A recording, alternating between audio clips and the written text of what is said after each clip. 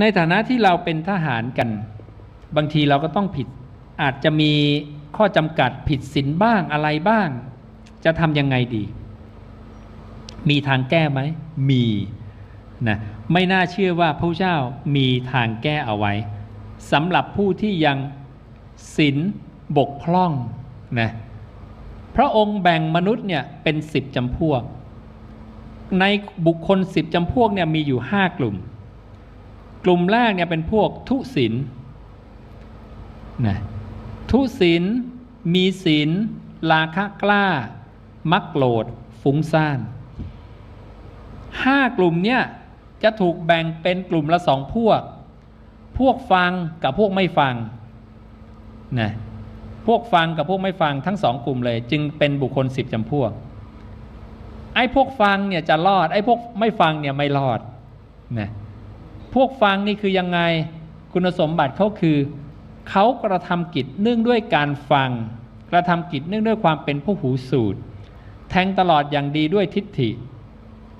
รู้ชัดเจโตวิมุตติปัญญาวิมุตติอันเป็นที่ดับไม่เหลือเขาได้วิมุตติอันเกิดแต่ในสมัยนี่5คุณสมบัติ5คุณสมบัตินี้ใครมี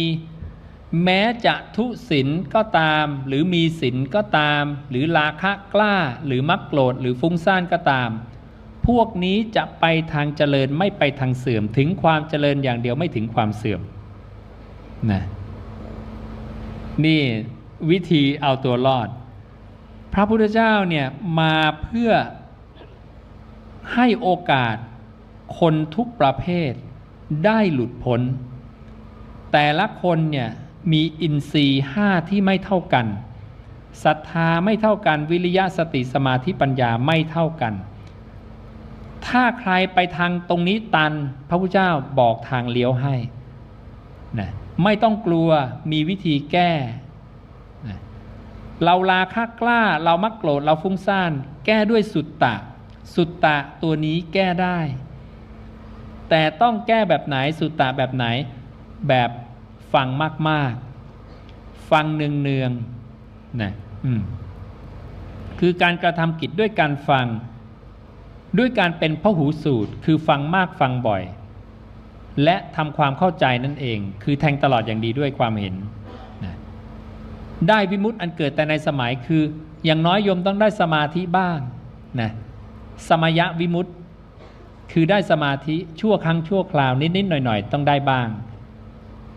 แล้วตัวที่5สุดท้ายคือรู้ชัดเจโตวิมุตติปัญญาวิมุตติอันเป็นที่ดับไม่เหลือแห่งความเป็นผู้ทุศีลเนี่ยคือต้องรู้ลึกซึ้งถึงขนาดว่าหลุดยังไง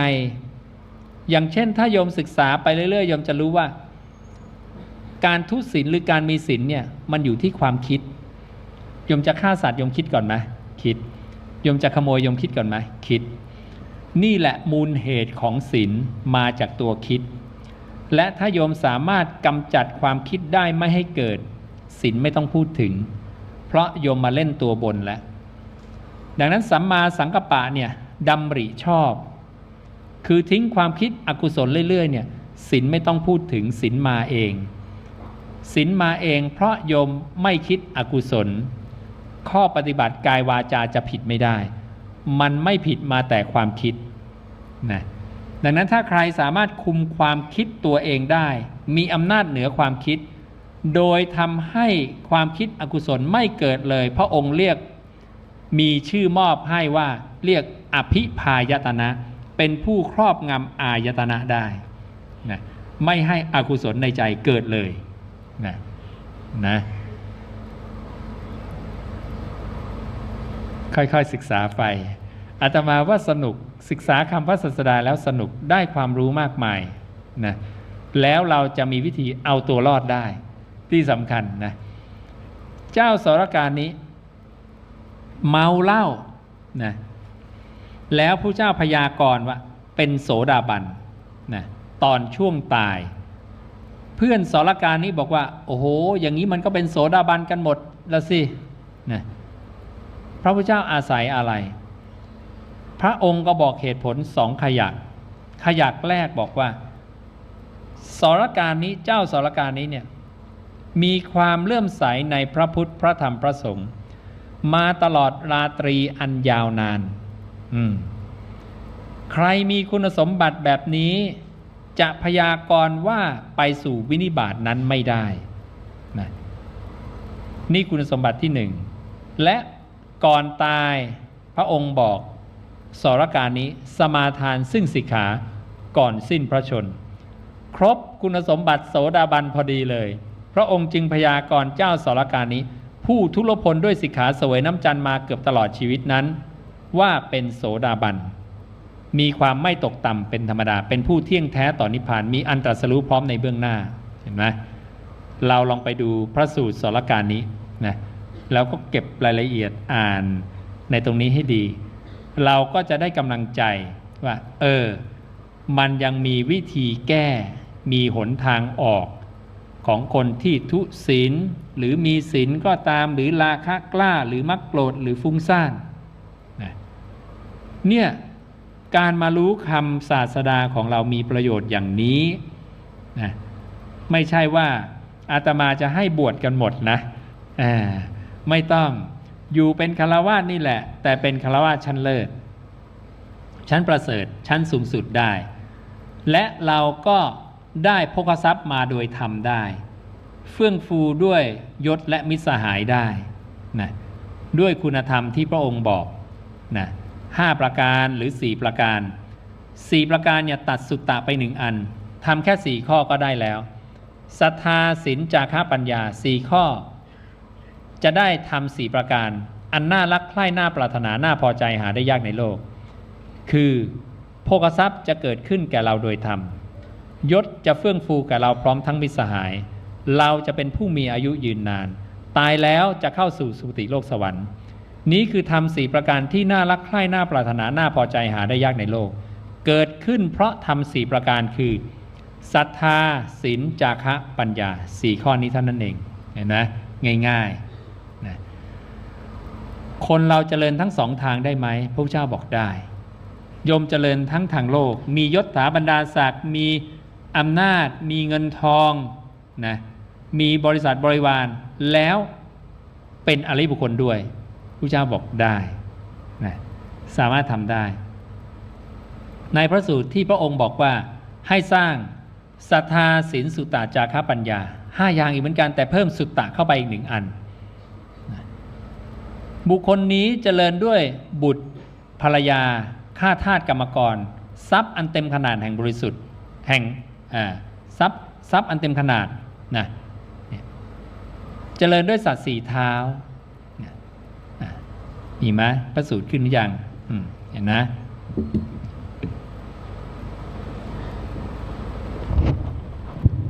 เจริญด้วยนาและสวนเจริญด้วยทรัพย์ข้าวเปลือกบุตรภรรยาทาสกรรมกรที่เต็มขนาดแห่งบุรุษเจริญด้วยสัตว์4เท้าแล้วก็เจริญด้วยอะไร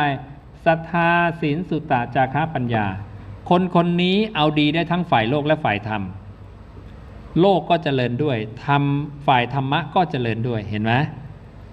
เอา2อย่างยังได้เลยใครอยากจะบวชก็ไม่ขัดใครยังไม่อยากบวชอยากเป็นอย่างเดิมแล้วก็หลุดพ้นด้วยก็ทำได้เนี่ยเราเลือกนโยบายชีวิตเราได้เลยและถ้าเรารู้คำศาสดามากเนี่ยเราเลือกเกิดได้ด้วยอยากเกิดเป็นกษัตริย์มหาศาลพราหมณ์มหาศาลข้าบดีมหาศาลผู้เจ้าบอกวิธีทำให้เสร็จเลยถ้าเธออยากเกิดเป็นข้าบดีมหาศาลเธอต้องทำตัวยังไงต้องทำอย่างนี้อย่างนี้อย่างนี้อยากเป็นพระเจ้าจักรพรรดิเธอจะต้องทำยังไงยังมีบอกไว้เลยนะจักรวรรดิวัตรนะวัตตระของพระเจ้าจักรพรรดิเธอสร้างเหตุปัจจัยอย่างนี้นะเธอจะได้เป็นพระเจ้าจักรพรรดิเธอสร้างเหตุปัจจัยอย่างนี้นะเธอจะได้เป็นท้าวสักกะเทวราชเนี่ยเท่ากับเราเนี่ยเลือกเกิดได้เพราะเรามีสุตตะนั่นเองสมัยก่อนเราจะฟังมาว่าคนเราเลือกเกิดไม่ได้ใช่เลือกเกิดไม่ได้ถ้าเธอไม่มีสุตตะของตถาคตคติของเธอจะเปรียบเหมือนการซัดท่อนไม้ขึ้นไปในอากาศบางคราวตกเอาโคนลงบางคราวตกเอาปลายลงบางคราวตกเอาท่ามกลางลงสเปะสปะเลือกเกิดไม่ได้อันนี้ใช่นะ แต่พอมีสุตตะของตถาคตปุ๊บเนี่ยสบายแล้วโยมวางนโยบายชีวิตโยมได้เลยนะนี่คือประโยชน์ทีนี้มีใครอยากซักถามข้อสงสัยอะไรไหมเชิญได้นะก็พยายามสรุปคร่าวๆมานะเวลาที่จะให้เราเข้าใจทั้งหมดนะคงไม่พอหรอกคงค่อยๆสั่งสมไปเรื่อยๆเรื่อยๆนะ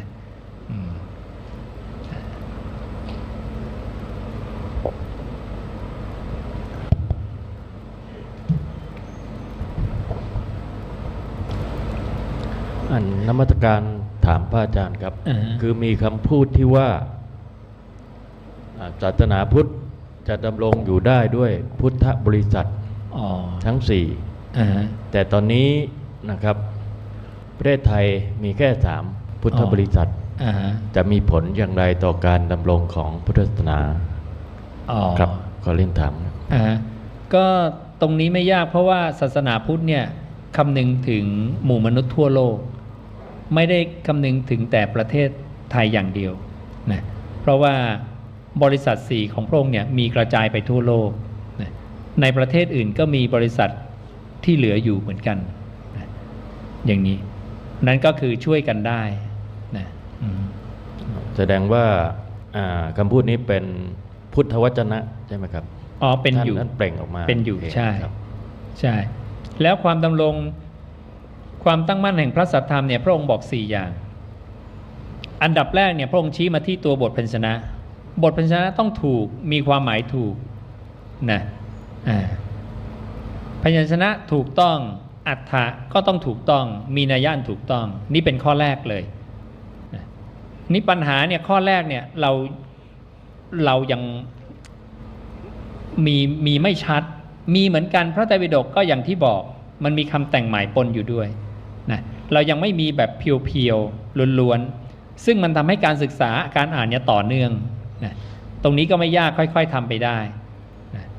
อันที่สองเนี่ยภิกขุต้องอดทนยอมรับฟังคำสั่งสอนด้วยความครบหนักแน่นนะอันนี้อยู่ที่ตัวภิกขุแล้วข้อที่สามเนี่ยคนที่คล่องแคล่วในหลักพุทธวจนะทรงธรรมทรงวินัยทรงมาติกาเนี่ยต้องเป็นผู้ที่ขยันถ่ายทอดบอกสอนเนื้อความนั้นๆแก่ชนทั้งหลายเพื่อไม่ให้ขาดผู้เป็นมูลรากสืบทอดกันต่อๆไปดังนั้นการถ่ายทอดคำใครคำตถาคตเป็นข้อที่3ข้อ1กับ3เนี่ยเป็นเรื่องสุตตะเลยที่1สุตตะต้องถูกนะข้อมูลต้องถูกและข้อ3คือต้องขยันเผยแผ่ออกไปส่วนข้อ4พระองค์บอกว่าภิกขุเถระคือบวชนาน10 ปีขึ้นไปเนี่ยต้องไม่เป็นผู้นำในทางสามต้องมุ่งหน้าไปในกิจแห่งวิเวกธรรมต้องปรารภความเพียรให้ถึงสิ่งที่ยังไม่ถึงให้บรรลุสิ่งที่ยังไม่บรรลุ4ข้อแค่นั้นเองพระสัทธรรมตั้งมั่นแน่นอนดังนั้นเวลาเราต้องการให้พระสัทธรรมตั้งมั่นเนี่ยไม่ต้องไปคิดเองไม่ต้องไปคิดใหม่เลยทำยังไงจะให้พุทธประสงค์เป็นจริงอันดับแรกเนี่ยบทพยัญชนะถูกความหมายถูกเนี่ยทำตรงนี้ก่อนตำรับตำราที่เป็นคำศาสดาล้วนๆเป๊ะๆไม่เอาคำคนอื่นมาปนเลยเนี่ยขอให้มีก่อนแล้วกันในโลกนี้ในโลกนี้ยังไม่มีนะเพราะนั้นถ้าใครสามารถทำได้รวบรวมทั้งชีวิตได้เนี่ยนี่คือสุดยอดเลยและต่อมาก็คือขยันถ่ายทอดออกไปเพราะมีอีกพระสูตรหนึ่งพระองค์บอกเลยว่าคำของตถาคตเนี่ยยิ่งเปิดเผยยิ่งรุ่งเรืองปิดบังไว้ไม่รุ่งเรืองอย่าปิดบังคำศาสดานะพวกมนของมิจฉาทิฏฐิทั้งหลายเนี่ยปิดบังจะรุ่งเรืองเปิดเผยจะไม่รุ่งเรืองนะเพราะเวลาตรวจสอบโดยคำพูดแล้วเนี่ยมันจะรู้ว่ามันไม่จริงนะเพราะนั้นพระพุทธเจ้าเนี่ยให้เปิดเผยคำศาสดามากๆเปิดเผยมากๆแล้วจะรุ่งเรืองเองดังนั้นหน้าที่เราก็มีแค่เปิดเผยส่วนใครศรัทธาไม่ศรัทธาอันนั้นเรื่องของอินทรีย์ของเขาเรามีหน้าที่เผยแผ่ไปและคนเผยแผ่คำพระพุทธเจ้าเปิดเผยคำพระพุทธเจ้าเนี่ยพระองค์เรียกว่าเป็นรัตนะ5แก้ว5ประการที่หาได้ยากในโลกหายากนะคนประกาศคำศาสดาล้วนๆเนี่ยมีไม่เยอะและเป็นแก้วที่สว่างไสวด้วยที่ถามคำถามนี้ก็เพราะว่ามีผู้หญิงอยู่เยอะนะครับ ก็มันจะเป็นหนทางหนึ่งอาจจะชี้ให้เขาทำอะไร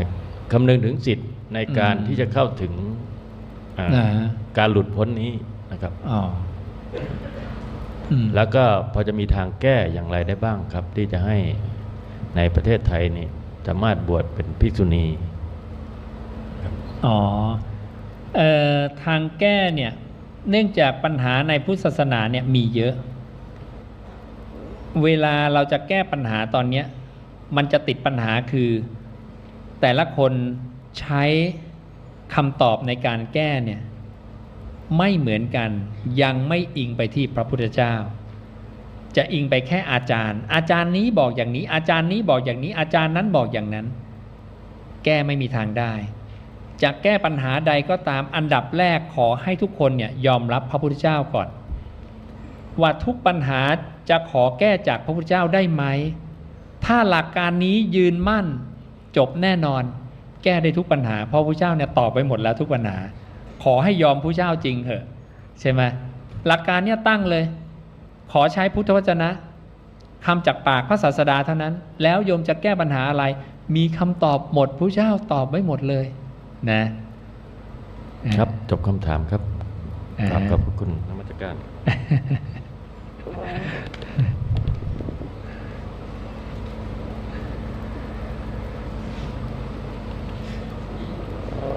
เช่น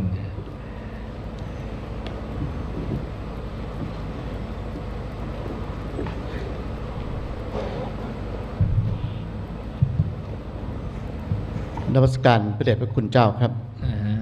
เรียนท่านผู้จัดการศูนย์การทหารพื้นใหญ่กับผมนายวรวิทย์วงศ์สวรรณอดีตสมาชิกวุฒิสภาจังหวัดลพบุรีครับบังเอิญได้ถูกชักชวนจากท่านผู้จัดการวันนี้จึงไม่ไปหาหมอ ก็เลยมาที่นี่ จากการฟังเมื่อสักครู่นี้ผมมีความตะขิดตะขวงใจอยู่นิดนึงว่าเราจะรู้ได้อย่างไรว่าพระพุทธวจนะคือคำพูดของพระศาสดาของเราเนี่ยอันไหนเป็นเรื่องจริงอันไหนไม่จริงเรามีองค์ประกอบอะไรที่จะพิจารณาว่านี่คือพระพุทธวจนะประเด็นที่ว่า 2,561 ปีหลังจากที่พุทธเจ้าปรินิพพานแล้วเนี่ยมันมีความเพี้ยนอยู่สูง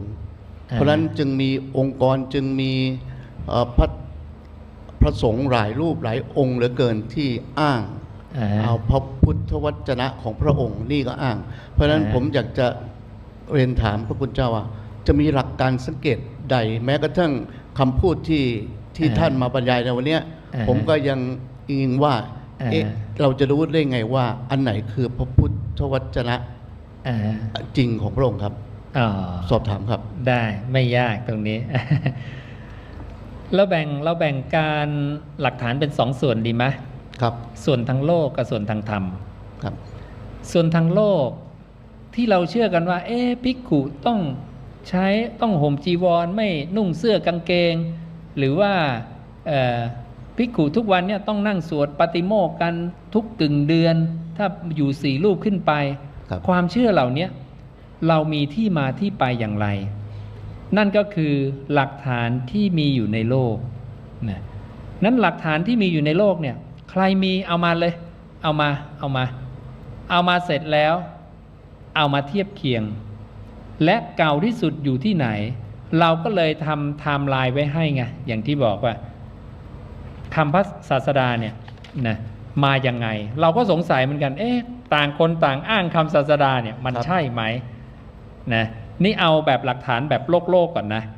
ว่าในโลกเนี้ยมีคำศาสดาอยู่ตรงไหนปรากฏว่าเวลาเราหาไปในโลกเนี่ยมีหลักฐานเยอะเราก็จะให้ดูว่ามีหลักฐานอะไรบ้างเช่นว่าในของประเทศไทยก็มีบาลีสยามรัฐมีใบลานอักษรขอมมีก้อนศิลาในยุคทวาราวดีที่ลพบุรีและเพชรบูรณ์ที่จารึกปฏิจจสมุปบาทข้อมูลเหล่านี้จะตรงกันหมดแล้วก็ในถ้ำอัฟกานิสถานที่ก็ไม่มีใครรู้ว่าใบลานนี้แกะสลักเขียนอะไรไว้และเป็นเศษใบลานชิ้นเล็กชิ้นน้อยเต็มไปหมดเลยไปทำกันที่นอร์เวย์ นักโบราณคดีทั่วโลกไปเรียงข้อมูลตัวนี้นะจนกระทั่งออกมาเป็นแผ่นใบลานนะและมีรอยเขียนนักภาษาศาสตร์ทั่วโลกไปช่วยกันแปลปรากฏว่าตรงกันกับพระสูตรในฉบับสยามรัฐเห็นนะคำพระพุทธเจ้าจะตรงกันจะไปอยู่ที่ไหนก็ตามในโลกทุกคนจะใช้การทรงจำลักษณะอย่างนี้เป็นลักษณะเด่นของการถ่ายทอดคำตถาคตเพราะพระเจ้าจะไม่ให้บัญญัติเพิ่มพระเจ้าบอกเลยภิกษุทั้งหลายจักไม่บัญญัติสิ่งที่ไม่เคยบัญญัติจักไม่เพิกถอนสิ่งที่บัญญัติไว้แล้วจักสมาทานศึกษาในสิกขาบทที่บัญญัติไว้แล้วอย่างเคร่งครัดอยู่เพียงใดความเจริญก็เป็นสิ่งที่ภิกษุทั้งหลายหวังได้ไม่มีความเสื่อมเลยอยู่เพียงนั้นนั้นข้อมูลในเนี้ยก็จะมีการบอกในตัวของมันเองว่าทำยังไงจะไม่ให้เสื่อมทำยังไงจะเจริญและจะสังเกตยังไงดังนั้นคำพระพุทธเจ้าตัวเนี้ยจะมีตรงกันทั่วโลกอยู่นั้นพระไตรปิฎกทั่วโลกเนี่ยจะเชื่อมโยงกันหมดการเชื่อมโยงกันเราสามารถตรวจสอบให้เห็นได้แต่ตอนนี้เราไปว่ากันความเก่าก่อนนะดังนั้นความเก่าเนี่ยตรงนี้ก็คือไทม์ไลน์นะอันนี้ประมาณปี 1000 นะแล้วก็เก่าที่สุดก็คือในยุคพระเจ้าอโศกซึ่งจารึกอโศกเนี่ยจะมี3ลักษณะคือก้อนศิลาแล้วก็ในถ้ำแล้วก็เสาหินนะแล้วหลักฐานก็คือมีการบ่งบอกถึงการเผยแผ่คำศาสดาในช่วงยุคพระเจ้าอโศกเนี่ยไปถึง9ตำแหน่งทั่วโลกนะอักษรตรงนี้เป็นอักษรพราหมีภาษาปรากิตนะที่เป็นต้นกำเนิดของอักขระอินเดียในปัจจุบันและเฉียดพระพุทธเจ้าประมาณ200กว่าปีแค่นั้นเองที่พระพุทธเจ้าปรินิพพานดังนั้นในโลกนี้ไม่มีหลักฐานอะไรที่เก่ากว่านี้นะและหลักฐานพวกนี้เนี่ยสอดรับไม่ขัดแย้งกันนะนี้อันที่หนึ่งนะทีนี้ในคำศาสดาเนี่ยศาสดาบอกเลยว่าพระองค์กำหนดสมาธิทุกครั้งในการพูดไม่ให้พลาดแม้แต่คำเดียวนั่นคือพระองค์ต้องมาแก้ที่พระองค์ก่อนถ้าคำพระองค์เนี่ยคลาดเคลื่อนจะตรวจยังไงนะพระองค์จะมีการพูดที่ต้องสอดรับไม่ขัดแย้งกันซึ่งเป็นคุณสมบัติที่2อันแรกกำหนดสมาธิทุกครั้งในการพูดไม่พลาดอันต่อมาคือคำพูดต้องสอดรับไม่ขัดแย้งกันอันที่3คำต้องเป็นอากาลิโกใช้ได้ตลอดกาลนะหลักการตรงนี้พระองค์ก็บอกเลยว่าไม่มีใครในโลกทำได้นี่เป็นการตรวจสอบในแบบโลกุตระดังนั้นเวลาบอกว่าอันนี้คำภาษาลิบุตรตรวจไม่ได้ครับเพราะว่าสาวกคำไม่สอดรับกันอันนี้คำของหลวงปู่องค์นี้ก็ตรวจไม่ได้เพราะไม่รู้ใครเขียนอ้างขึ้นมาได้ทั้งนั้นนะคนก็อ้างได้ว่าเป็นพุทธวจนะคำของพระพุทธเจ้ามีแต่จะขัดแย้งกันเองคำที่แต่งใหม่แล้วอ้างพระพุทธเจ้ามีมากมายซึ่งจะขัดแย้งกับคำพระพุทธเจ้าแต่ถ้าคำพระเจ้าด้วยกันเองจะไม่ขัดแย้งกันคำขัดแย้งกันเช่นเราเจอพระสูตรหนึ่งบอกอายุนรกมีภิกขุถามว่านรกเนี่ยอายุกี่ปีพระเจ้าบอกนับปีไม่ไหวพออุปมาได้ไหมพระเจ้าบอกได้นะอุปมายังไงพระองค์บอกว่าเกวียนเล่มหนึ่งนะมีอัตรา20ขาลีบรรทุกเมล็ดงาเต็มหมดทุก100ปีบุรุษหยิบเอาเมล็ดงาออก1เมล็ดทำอย่างนี้ไปทุก100ปีจนกระทั่งเมล็ดงาหมดนี่คือ1ส่วนอัปพุทานรกอัปพุทานรกเนี่ยเป็นนรกที่ตื้นที่สุดมีทั้งหมด10ชั้นไปจนถึงปัทุมานรกนะถ้าลึกลงไป20เท่าลึกลงไปอีก20เท่าไล่20เท่าไปเรื่อยๆนะปรากฏว่าพระสูตรนี้เล่ม15ไปขัดแย้งกับพระสูตรเล่มที่24เล่มที่24พระสูตรเหมือนกันเลยแต่บอกว่าทุก100,000 ปีหยิบออก1เมล็ดขัดแย้งกันแล้วนั้นถ้าโยมเป็นคนหยิบเมล็ดงาโยมจะหยิบไม่ถูกว่าจะหยิบ100 ปีหรือหยิบ100,000 ปีใช่ไหม เล่มที่ 25ขัดอีกเล่ม 25บอกว่าหยิบทุก 1,000 ปี100 ปีแสนปีหยิบออก1 เมล็ดนี่คือลักษณะของความขัดแย้งกันนี้อยู่ในบาลีสยามรัฐเราเองซึ่งบาลีขัดไม่ได้ผิดไม่ได้เพราะบาลีเหมือนใช้การทรงจำเหมือนสุดคูณใครท่องสุดคูณผิดเรารู้เลยคนนี้ท่องผิดนะ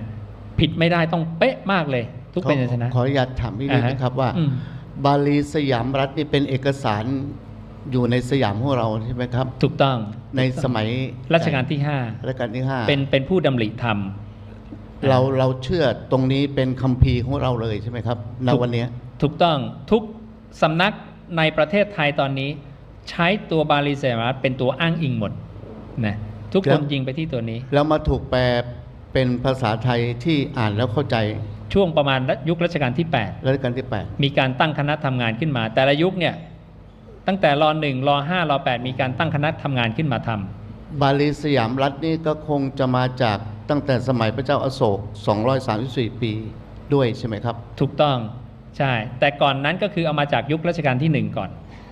รัชกาลที่1ได้ทำการสังคายนาใช่เรื่องกับพระพุทธศาสนาก่อนใช่พระสงฆ์200 รูปนะครับโดยการยืมพระไตรปิฎกจากลาวรามันแล้วมานั่งลอกใหม่ซึ่งร.5ก็บอกเขาก็เคยลอกของเราเราก็เคยลอกของเขาต่างคนต่างลอกกันไปลอกกันมาคือประเทศไหนเนี่ยล่มสลายพระไตรปิฎกพังถูกเผาหมดเวลากอบกู้บ้านเมืองขึ้นมาได้ก็จะยืมประเทศข้างบ้านมาขอนั่งลอกใหม่กันเราก็เหมือนกันเพราะฉะนั้นบาลีสยามรัฐของเราจึงเป็นเอกสารที่เราเชื่อถือว่ามีพระพุทธวจนะอยู่ในนั้นใช่ถูกต้องทั้งหมดไหมครับหรือประมาณ 20-30% ทั้งหมดไหมทั้งหมดเท่าที่ในประวัติศาสตร์มีแต่สำหรับพระไตรปิฎกล่ะครับพระไตรปิฎกก็คือมีส่วนของคำอธิบายเพิ่มเติมเข้าไปด้วยนะดังนั้นพระไตรปิฎกเนี่ยณวันเนี้ยตัวฉบับสยามรัฐเนี่ยก็คือพระไตรปิฎกนั่นแหละก็จะมีทั้งคำพระพุทธเจ้าแล้วก็คำอธิบายคำพระพุทธเจ้ามีแค่2 ส่วนหลักฐานตรงเนี้ยแต่ตัวนี้เป็นคำถามสุดท้ายจากกระผมที่สงสัยอยู่มาตลอดนะครับว่าบาลีสยามรัฐนี่นะครับที่เป็นต้นกำเนิดที่เราได้ยึดถือว่าพระพุทธวจนะอยู่ในนั้นเนี่ยแล้วพระคุณเจ้าได้นำเอาตรงนี้ออกมาเป็นเอกสารอีกใช่ไหมครับป่าผมจะได้ซื้อหาแล้วครับนมัสการขอบพระคุณครับสอบถามที่มาอยากจะศึกษาพระพุทธวจนะเนี่ยอย่างแท้จริงจริงๆครับนมัสการขอบพระคุณครับเดี๋ยวจะอธิบายตัวอายุนรกนี้ให้ต่อว่าเรามีการตรวจสอบจากพระไตรปิฎกทั่วโลกนะอันนี้เมื่อบาลีสยามรัฐขัดแย้งกันจาก3 เล่ม15 24 25บอกไม่เหมือนกันเล่ม15บอกว่าทุก100 ปีหยิบเมล็ดงาออก1 เมล็ด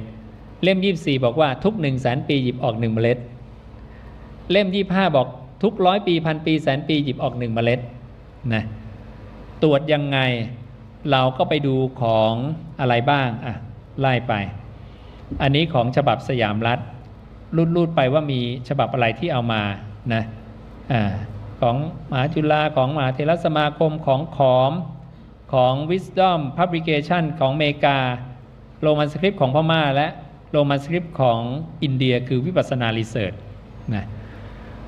เราก็ดึงไปดูเล่ม15 24 25ของพระไตรปิฎกทั่วโลกตรงนี้ที่เรามีอยู่ในมือนะเราตั้งสันนิษฐานว่าอย่างไรสันนิษฐานว่าเราต้องเจอสัก1 ประเทศที่3 พระสูตรนี้ต้องตรงกันขณะที่ทำการตรวจสอบเนี่ยก็ลุ้นไปด้วยว่าจะเจอไหมนะซึ่งข้อสันนิษฐานนี้สันนิษฐานจากว่าคำพระเจ้าขัดแย้งกันไม่ได้ดังนั้นจะต้องมี1 ประเทศที่ไม่ประเทศใดประเทศหนึ่งแหละจะต้องไม่100 ปีก็แสนปีแหละจะต้องตรงกันแหละ3 พระสูตรนี้ปรากฏว่าเราก็เทียบเคียงมาไปดูเล่ม15เล่ม15นะวัสสะสตัสสะเนี่ยแปลว่า100นะ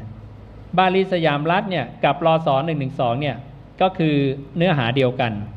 ครั้งแรกที่ร.5 ทำเนี่ยเรียกฉบับจปร.สอนสยามรศ112แล้วก็อีกไม่กี่ปีก็ถูกปรับมาเป็นสยามรัฐนะโดยสมเด็จมหาสมณเจ้าเนี่ยเปลี่ยนวรรณยุกต์นิดนึง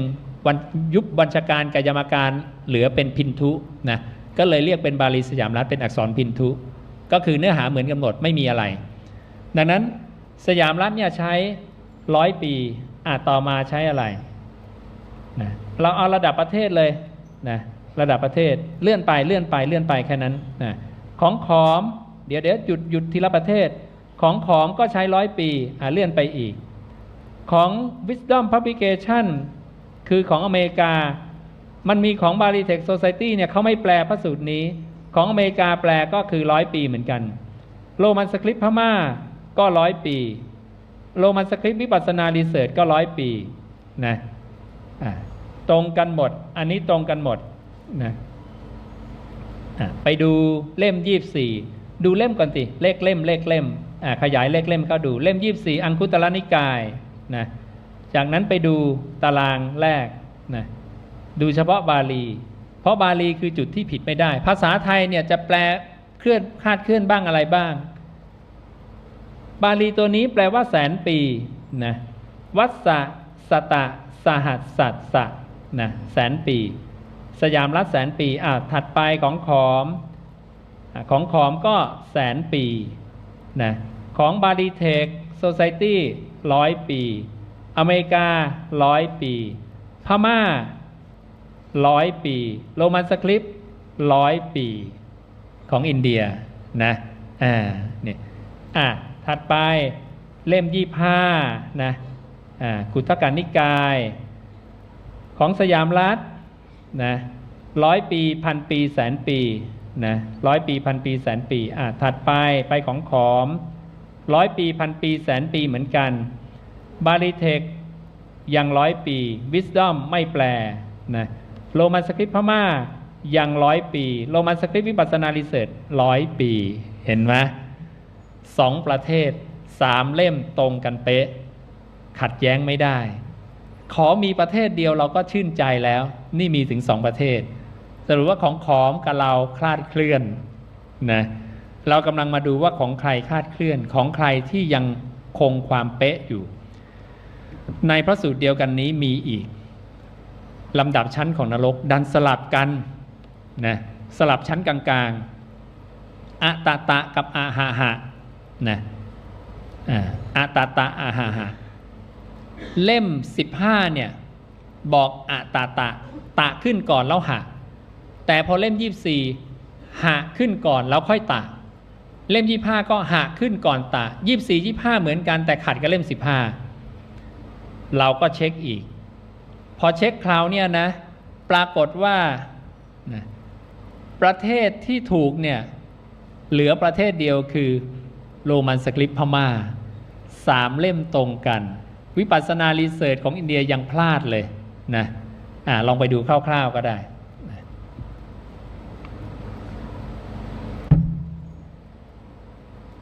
อันนี้คือเล่ม15ไปดูบาลีนะบาลีตะโตนิรโยหะโหนิรโยเห็นไหมตะก่อนหะถัดไปของขอมก็ตะก่อนหะเหมือนกันนะเราอาจจะอ่านยากไม่เป็นไรนะไปดูเดี๋ยวดูอันข้างบนสินี่ Wisdom Publication ก็ตะก่อนหะเห็นไหมอันนี้ก็ขยายนิดนึงก็จะได้เห็นชัดหน่อยตะโตนิรโยหะโหนิรโยตะก่อนหะอันนี้ล่ะอินเดียล่ะตะโตนิรโยหะโหนิรโยตะก่อนหะนะตรงกันหมดพอเล่ม24ไปดูบาลีนะหะโหนิรโยตะโตนิรโยเห็นไหมหะขึ้นก่อนตะนี่สลับแล้วเห็นไหมลำดับชั้นนรกดันสลับกันเล่ม24ขัดกับเล่ม15นะไปดูของขอมก็เหมือนกันของขอมก็สลับไปดูของอันอื่นนะนี่ดูหัวด้วยหัวเนี่ยของใคร Bali Text Society นะ หากรตะเห็นนะไปดู wisdom หากรตะฝรั่งก็ผิดเหมือนกันเห็นไหมสลับกันนะไปดูของโรมันสคริปต์พม่าตะโตนิรโยหะโหนิรโยพม่ายังตะก่อนหะเห็นนะนี่แล้วไปดูโรมันสคริปต์ของอินเดียตะโตนิโยหะโหนิโยตรงกันกับพม่ายังตรงใช่ไหมสองพระสูตรตรงกันนะเริ่มตรงกันแล้วเอาไปดูเล่มที่3เล่ม25นะไปดูบาลีสยามรัฐเราหะกรตะเห็นไหมหะกรตะ24-25ตรงกันไม่ตรงกับ15ตะแล้วหะส่วน24-25หะก่อนแล้วค่อยตะสลับกันไปดูของก็สลับนะหะขึ้นก่อนไปดูต่อมาบาลีเทคก็หะก่อนตะนะโรมันสคริปต์พม่าตะก่อนหะโรมันสคริปต์พม่า3เล่มตรงกันแล้วไปดูของอินเดียไปดันไปสลับเล่ม25หะโหนิรโยตะโตนิรโยสลับเล่ม25เห็นไหมนี่มันต้องเทียบอย่างนี้พิสูจน์กันอย่างนี้แล้วเราจะเห็นว่าพระพุทธเจ้าแน่นอนคำท่านไม่มีทางขัดกันเลยสุดยอดมากนะตรวจได้นะเนี่ยยิ่งเป็นบทพิสูจน์ว่าสิ่งที่ท่านบอกคำท่านไม่มีทางขัดเนี่ยมันปรากฏชัดขึ้นเรื่อยๆวันนี้เรามีเทคโนโลยีที่ทำให้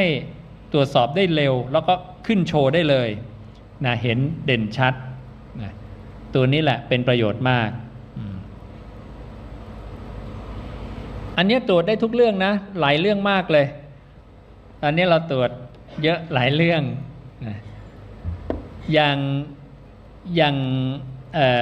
ชื่อพระพุทธเจ้าเนี่ยเราเคยได้ยินนะว่าชื่อเรียกสิทธัตถะใช่ไหมปรากฏว่าพอตรงนี้เราก็ไม่ได้ไปเจอหรอกนะคนอื่นเจอแล้วมาถามเราว่าใช่ไหมว่า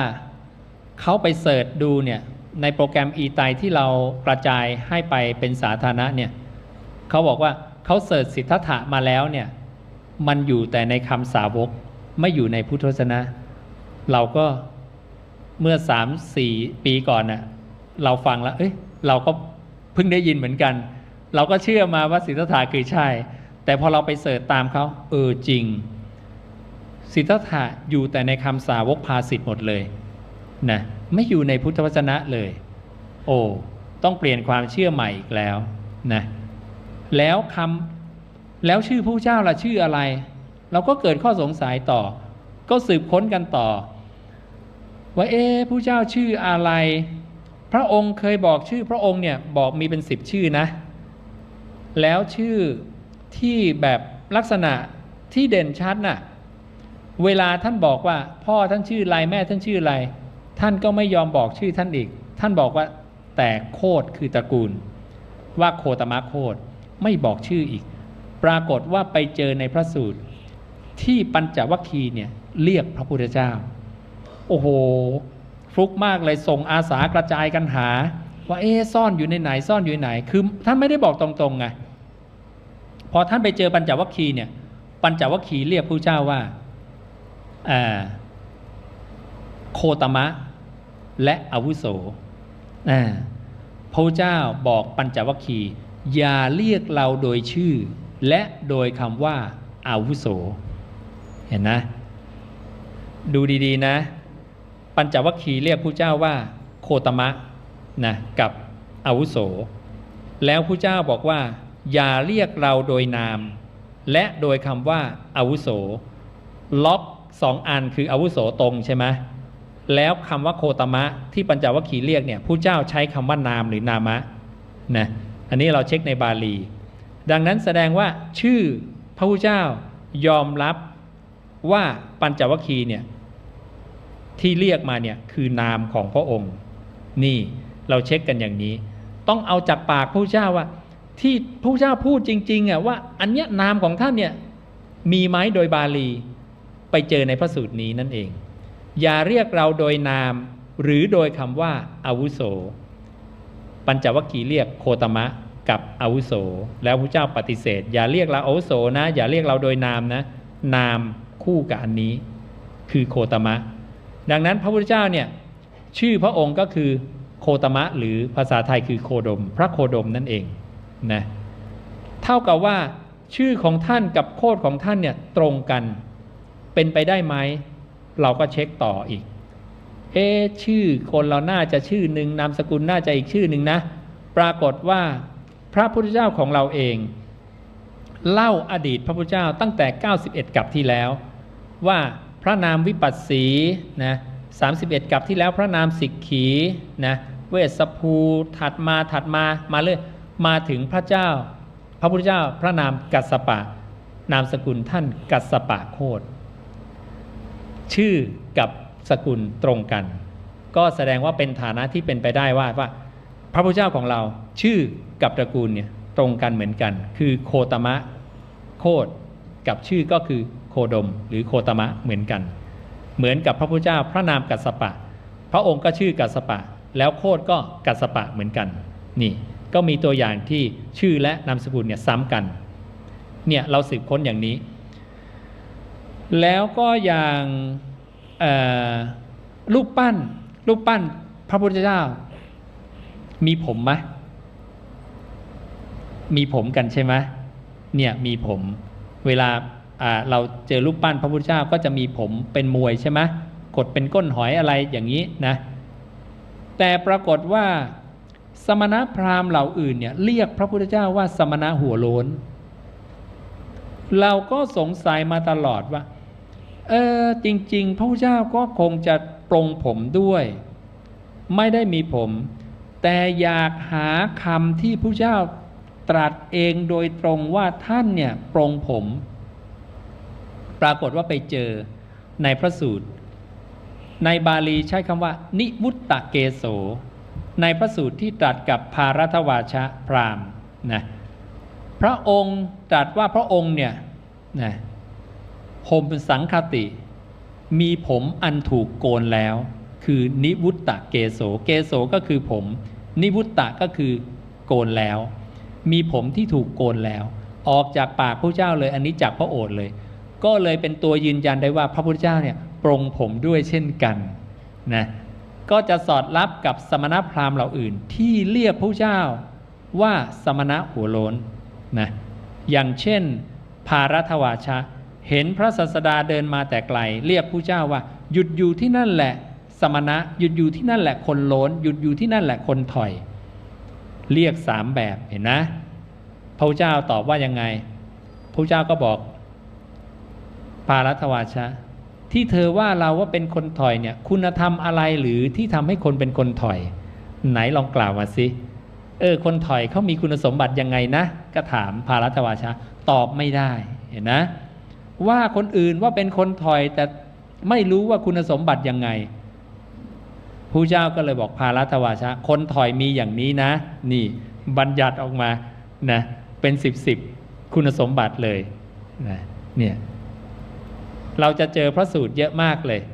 ที่สมณพราหมณ์เนี่ยเรียกพระเจ้าว่าอย่างนี้เนี่ยการสืบค้นใช้หลักอย่างเนี้ยนะในการพิสูจน์ความจริงก็เลยเอามาเป็นตัวอย่างให้ทราบนะ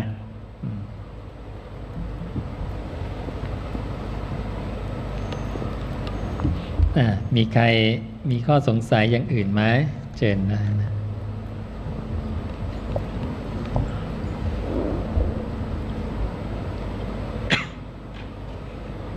เชิญน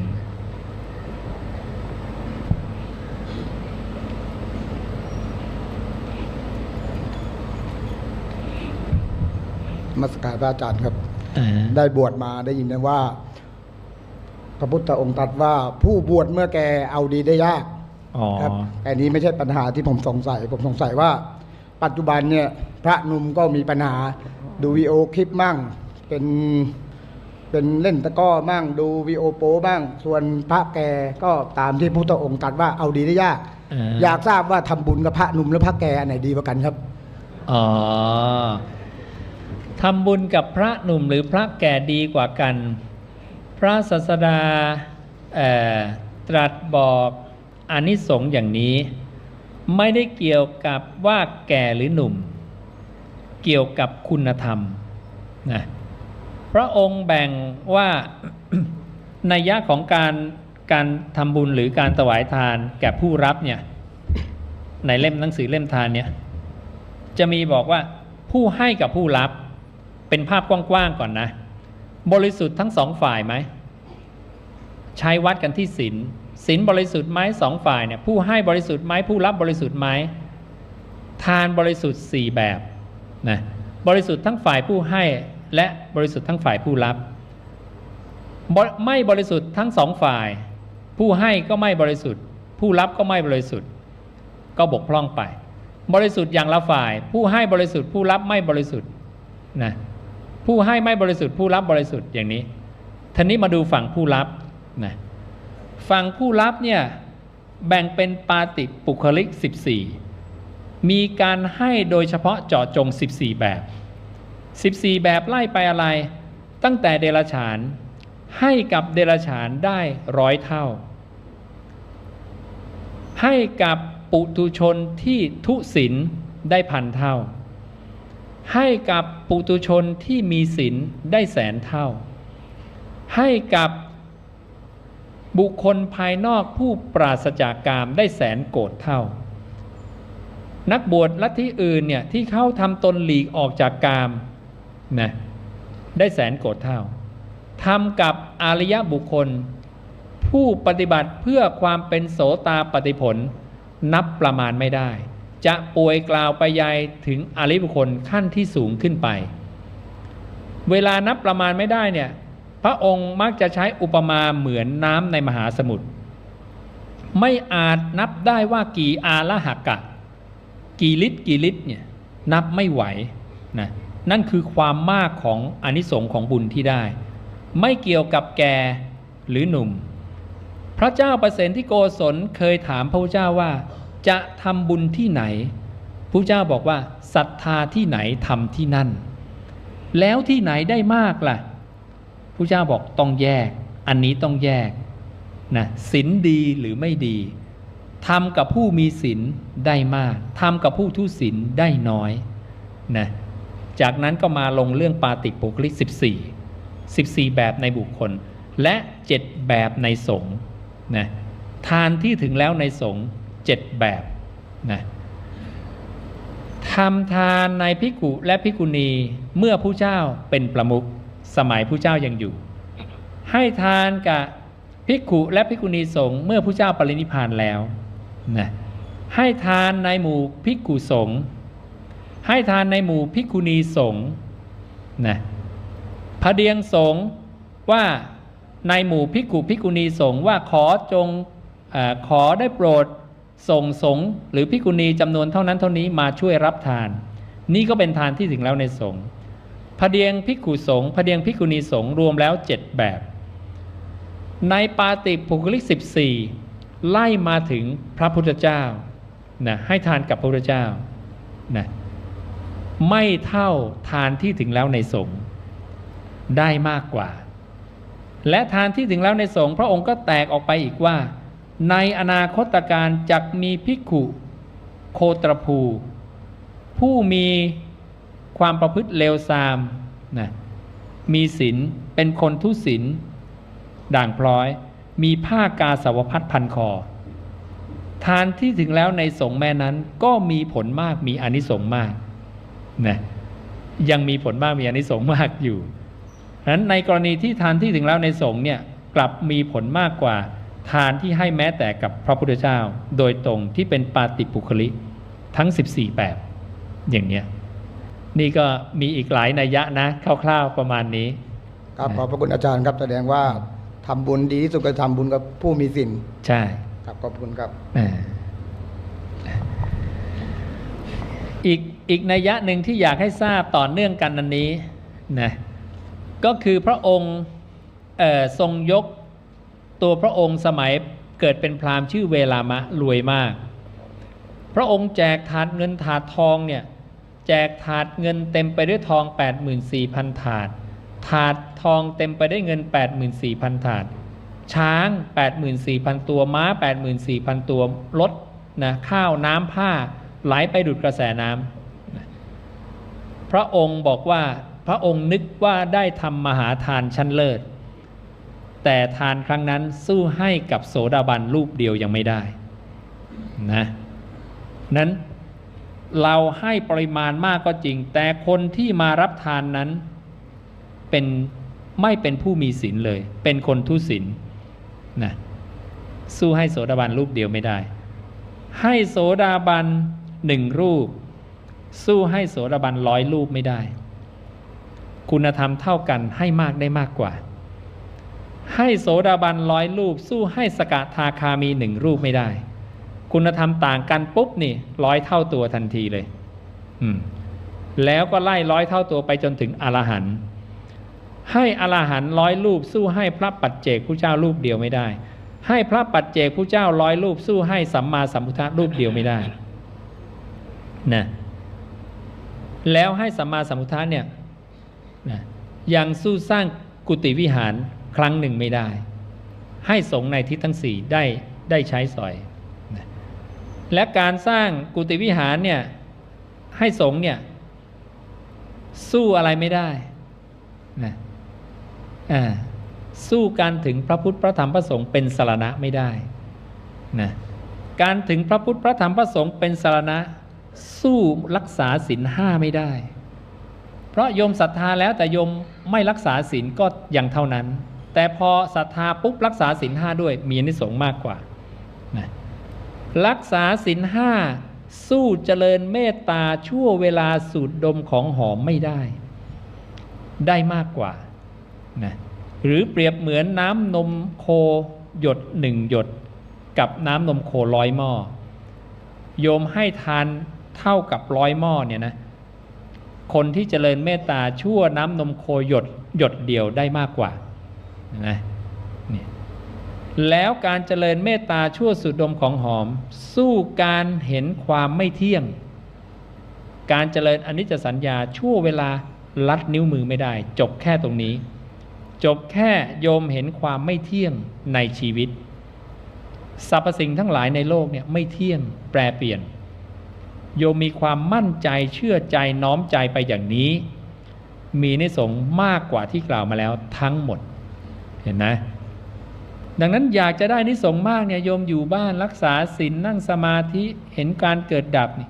มหาศาลพระเจ้าเปรียบเทียบไว้ให้หมดเลยนะนี่เรื่องทานนะเรื่องทานในแอปพลิเคชันพุทธวจนะเนี่ยมีหนังสือพวกนี้ให้ทั้งหมดเลยนะเราสามารถโหลดเข้ามาในมือถือเราแล้วก็อ่านดูได้นะ